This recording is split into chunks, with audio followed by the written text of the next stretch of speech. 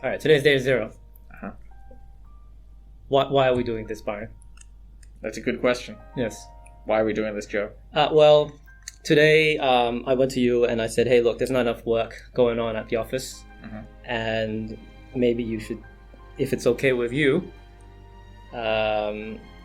reduce your time at work from 4 days a week to 3 days a week. Because your position here is an office manager. And then when we had this conversation while we're walking downstairs in Darling Harbour, we suggested, we thought of other stuff that we could do on the side because it's coronavirus period right now, and we would like to use our time productively as we can. And one of the things that you're interested in is games. And that is something I don't know anything about. Of the video, kind. Not the, board game or traditional kind of Dungeons and Dragons or sports games. Well, I don't know enough about those games either. Okay. But whatever you deem to be games, I'm interested in. I want to know what is happening in your world. And I haven't been involved in popular culture for quite a while. Yes. So, yes. And just to give people listening, if anyone is ever listening, what do? I am, I guess I'm 34 years old, and I run a poorly managed hedge fund. And I've been doing it for about 5 years. And I don't know too much about the outside world because I'm always busy and preoccupied with running this firm. You, on the other hand, love to watch Twitch. Nope. Oh, I'm wrong. You, on the other hand, love to complain about Twitch streamers. Nope. You, on the other hand, like to complain about video games. I mean, I like video games. Part of that is complaining about video games, sure. Right. Sure. So, the reason I'm doing this is to learn about, different video games. One video game at a time. And through understanding video games, we understand what this world is about, how you see, your world. Which is, I would say, very, very different from mine because you come from, I suppose, catering, and you're not looking at numbers all day and caring about what the stock market and so forth. Right. So, one game at a time. What is one game that you are playing or watching right now, or you're thinking about? I mean, I play a lot of games. So, I guess the game I play the most is Final Fantasy XIV. Okay, I have no fucking idea what that is, but I've touched Final Fantasy once on PlayStation in fucking 1998 or something in Western Australia at an airport called Meriden. What was Final Fantasy doing at an airport? I think it was Final Fantasy 9. Yeah, so... That's a good one. That's the best one. Yeah, I thought the video was quite good. Yeah. My parents were considering, or my mother was considering working for a Chinese airline, and the airline had a flight school at Meriden, Western Australia, in the Wheatbelt. And so I spent New Year's 1 year, I guess 1998. And that's how I saw that game, because I had nothing else to do because it's the fucking Wheatbelt. We went hunting, for rabbits and all that sort of stuff.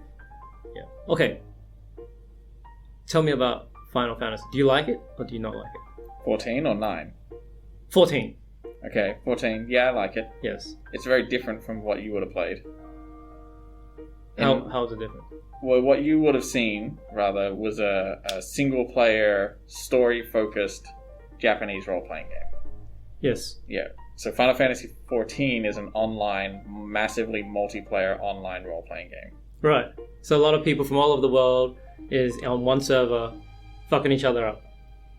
No. Okay. So the servers are split by region. There's actually not an Australian or Oceanic region. Yes. But there's we play on Japanese servers because that's the closest to us. Right. So you play against Japanese players. No, Okay.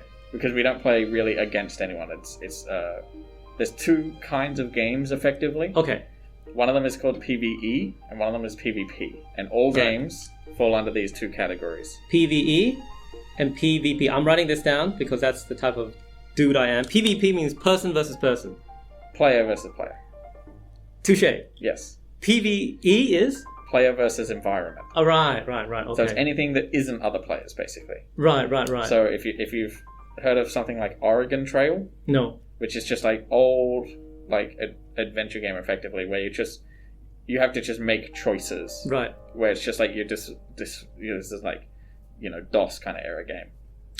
Right. And you're just making choices. But even that would fall under player versus environment. So there's two types of games I can think of that is from my history. So when I was like 12, there's probably two kinds of games like that. One is like Myst. Have you heard of Myst? Yeah, so that's PvE. Oh, that is PvE. You're exploring the world and you're answering questions and exploring. Yeah, and you're just dealing with the environment. Right. You're dealing with the game itself, Right. not other players. Right. I thought that was like when I played it when I was 12, it was a little bit haunting and a little bit scary. Myst has a bit of a surrealness to it, yeah. Yeah. And the other one that I can think of is those Japanese anime games where like these scantily clad anime ladies, and they'll say, some shit like, you go into the room and it'll be like, and she'll be there and she'll be like, welcome sir, do you want me to massage you, or would you prefer me to take off your shoes? And then you have to like select.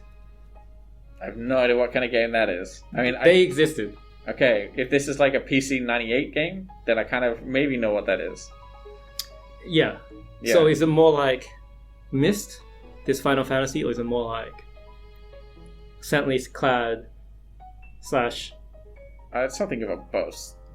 There's not Myst is a puzzle game. Right. And there are puzzles of a sort in Final Fantasy. Right. But they're a very different variety.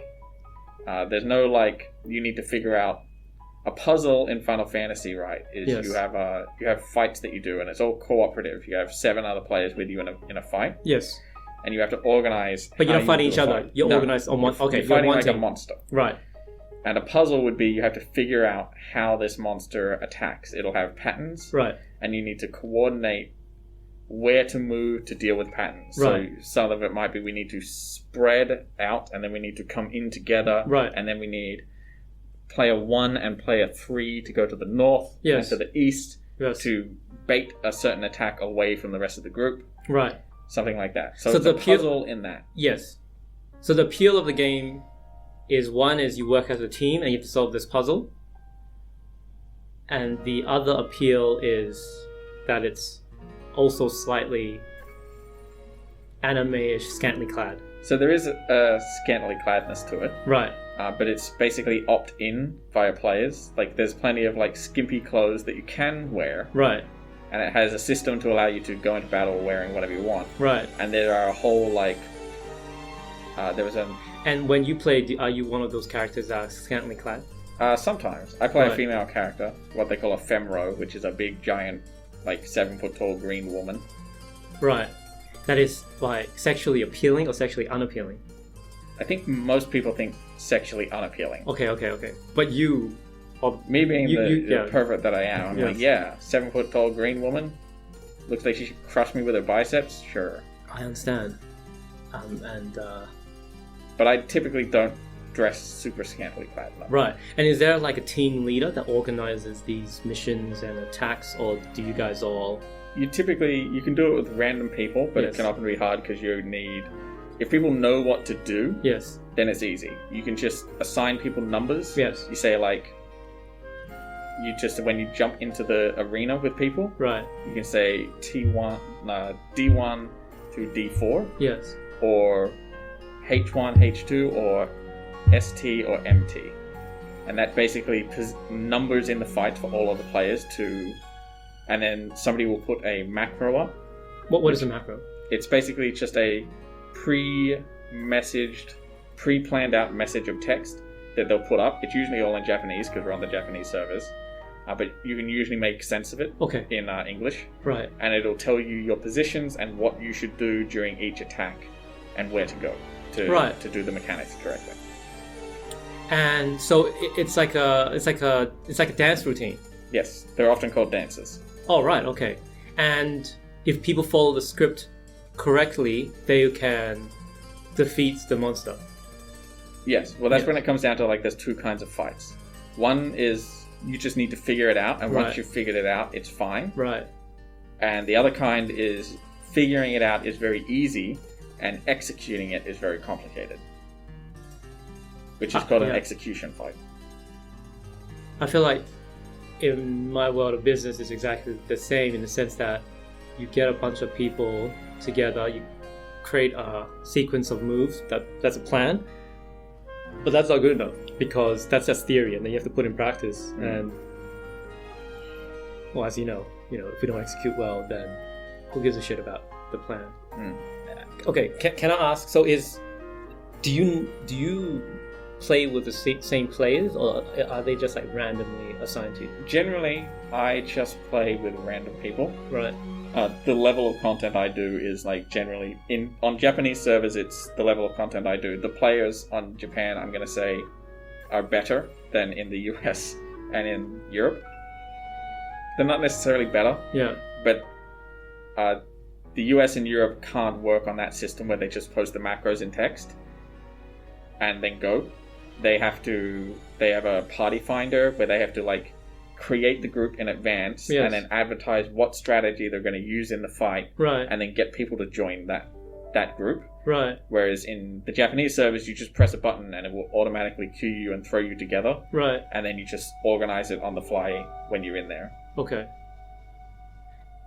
And why do you find this fun? There's a few things. One, when you do things successfully, it feels good. Yes, I agree. There's also... So one of the things is that most games have these days is that there's a sense of progression to it. And that you do it right, okay, we're going to give you something that will make your character a bit stronger.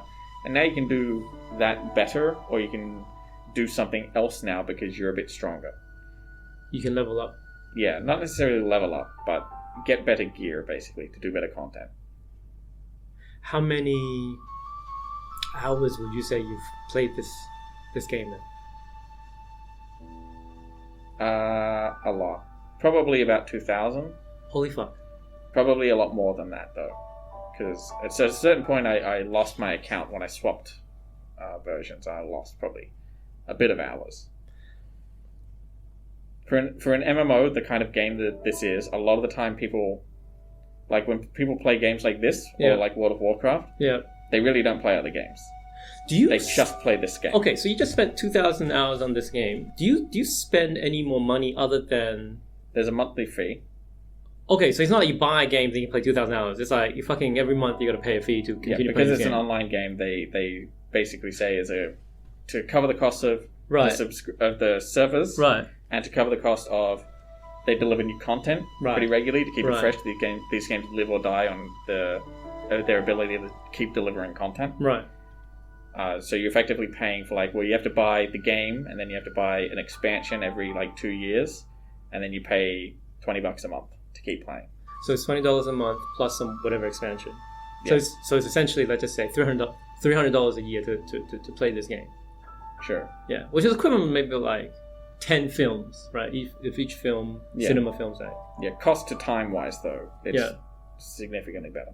But that's not how you should judge games anyway. It's a poor way to judge game. It's a relevant statistic, but it's not it's not accurate a lot of the time. So how should I judge it? Well, if you judge it on that, then by that logic, okay, I've spent $300 on this, but I've gotten 2,000 hours out of it. This is the greatest entertainment product of all time. Yeah, it is. But also by that metric, I can play a game that cost me literally nothing, and I can put 100 hours into it. By that logic, this is infinite happiness. It's free. Yes, I never noticed that you're.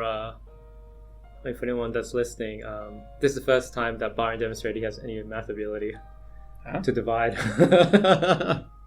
You haven't really needed, much maths. Well, you've never communicated to me that you know much. I don't know anything about maths. Yes, but essentially you're saying, look, if I divide by 0, I get infinity. Yeah. Yes, which is very That's not how that works, but you get my point. It's like if I get your point that 100 divided by 0 is infinity. Yeah. Yes. Fuck. So how many players play this game? Would you say there's like 10 million I players? think at the moment there might be some China game that might be bigger than it, but